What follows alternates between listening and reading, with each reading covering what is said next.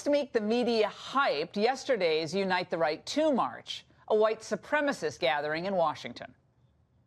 A large gathering of white supremacists in the nation's capital who will march for the same abhorrent reason that they marched on that day a year ago. Come Sunday, white nationalists and bigots like the ones you're seeing on your screen from a year ago are expected to once again take to the streets, this time in front of the White House. As the White House pushes back on her allegations that the president is a racist, thousands of white nationals are preparing to demonstrate just outside the White House this weekend. Did he say thousands?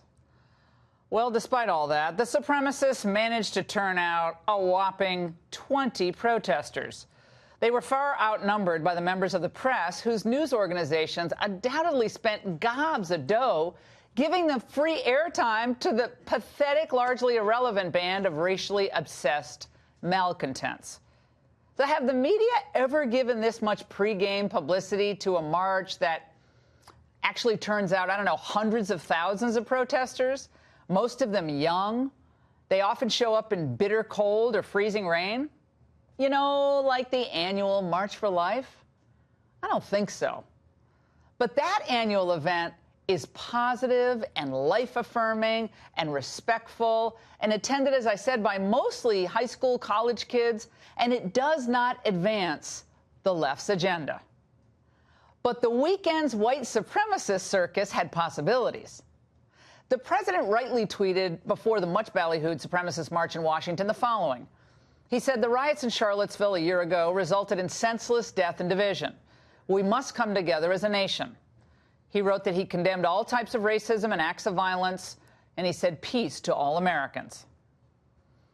Well, since Trump rode down that shiny escalator to announce his candidacy, journalists have worked overtime to paint him as an avowed racist.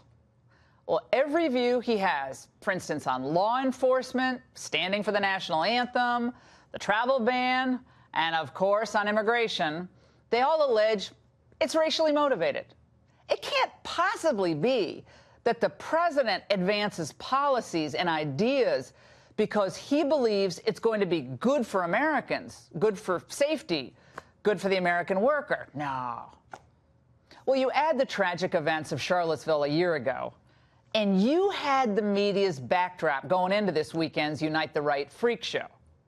Those sad 20 figures were swamped by over 1,000 counter-protesters, and some did carry signs that simply read kindness or love, and that was heartening. But the real fireworks happened when these folks showed up.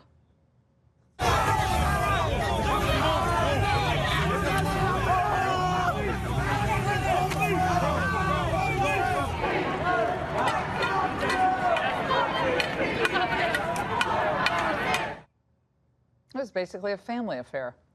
Well, Black Lives Matter and, and the domestic terrorists posing as protesters, a.k.a. Antifa, were present and revealing the ugly underbelly of what could have been a powerful statement against true hate.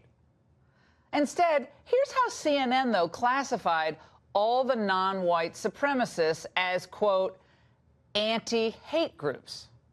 I don't know about you, but just like we all know what the vile hatred of racists sounds like, we should all know what it sounds like when directed at a racially diverse police force who are standing there either in the heat or in the rain just trying to do their job on Sunday.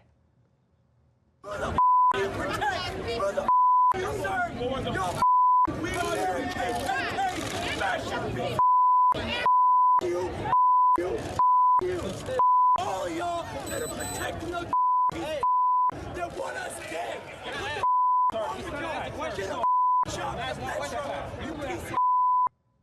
They wanted to get at where the 20 racial obsessed malcontents were. Well, apparently protesters like to tear each other limb from limb and want the police to get out of the way. And if you happen to be driving a vehicle in the vicinity yesterday, this is Black Lives Matter's way of spreading love and peace.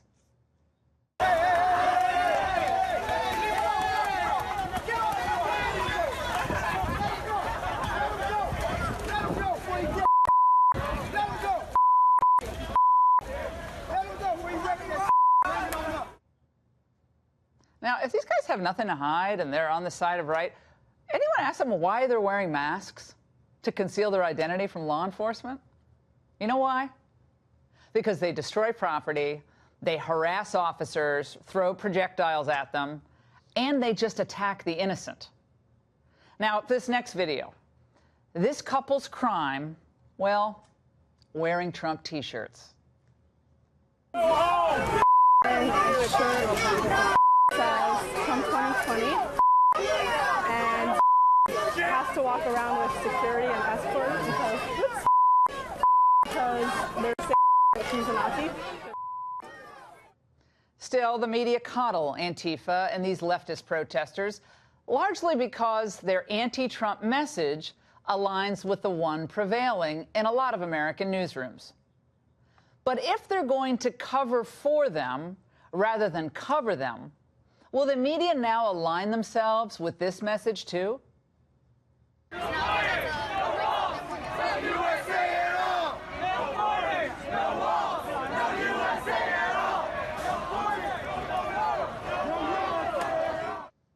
At least they're rhyming. Not that you'll see or hear many of those images on other media, of course not. Even when these lunatics, by the way, turn on journalists, attacking reporters in the street, cutting their cords to their cameras, as they did this weekend, the media they want to look the other way. Don't be shoving on people. What's wrong with you? Yeah, and get that out of my face. I got it. Come here. Okay. I'm his size. Hi, guys. I'm his size.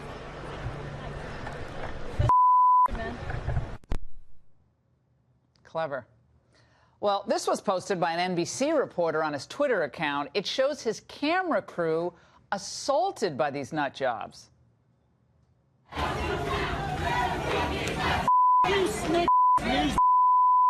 What's up? Don't worry about this now. Don't worry about me. Don't worry about them. Yet later, when NBC went to coverage of the event with the same reporter, they omitted the fact that their own crew had been assaulted, and they showed no video of the incident. Huh, how curious. Imagine if some conservative group oriented had done that to a reporter, what they would have said. They get upset when the Trump crowd screams, Acosta, go home. Well, the media are actively concealing the heinous actions of these fringe groups because they serve their ends. No matter the tactic, no matter the violence or mayhem, these groups are largely given a pass because they are brazenly, vociferously, consistently, vitriolically resisting Trump. How ironic, by the way, is it that just days ago, the Boston Globe convinced more than 100 news organizations to blast the president for his verbal and written attacks on the media? It's not collusion or anything. Well, they're set to release coordinated editorials in newspapers across the country later this week.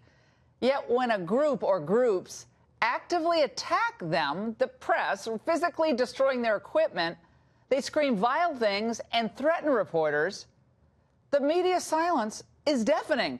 It's Fox News who's supporting the protection of journalists. I suppose the old saying is true. The enemy of my enemy is my friend, no matter how awful and violent that friend may be. But if they continue to turn a blind eye to the hateful actions of groups like Antifa while exaggerating the importance of a handful of goofy racists craving attention, the question must be, who's really fomenting division in America? The guy whose policies brought Black and Hispanic unemployment to record lows? Who fights to keep MS-13 out of already stressed areas? I don't think so. I think America is a lot smarter than the media think they are. And I think they see what real hate is and who's trying to solve rather than stoke problems. And that's the angle.